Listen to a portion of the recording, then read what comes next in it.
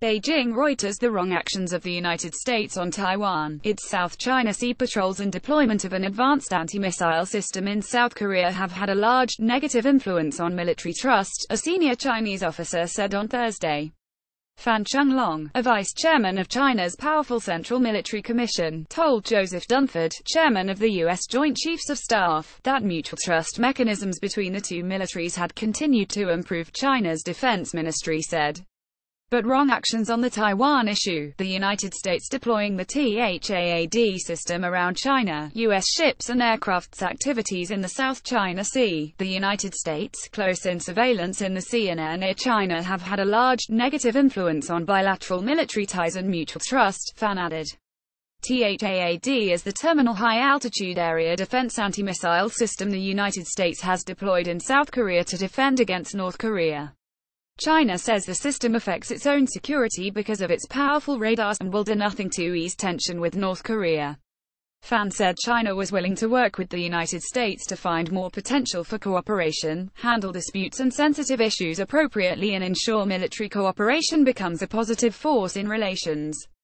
Chairman of U.S. Joint Chiefs of Staff Joseph Dunford meets China's Central Military Commission Vice Chairman Fan Changlong at the Bay Building in Beijing, China, August 17, 2017. Thomas Peterchina and the United States, the world's two largest economies, say they are committed to having a stable military-to-military relationship, but there are deep fault lines. China has been angered by U.S. freedom of navigation patrols near Chinese-controlled islands in the disputed South China Sea and continued U.S. arms sales and support for self-ruled Taiwan, which China claims as a wayward province. The United States has expressed concern about what it calls unsafe intercepts of U.S. aircraft by the Chinese Air Force and a lack of transparency in military spending by China, which is in the midst of an ambitious military modernization program.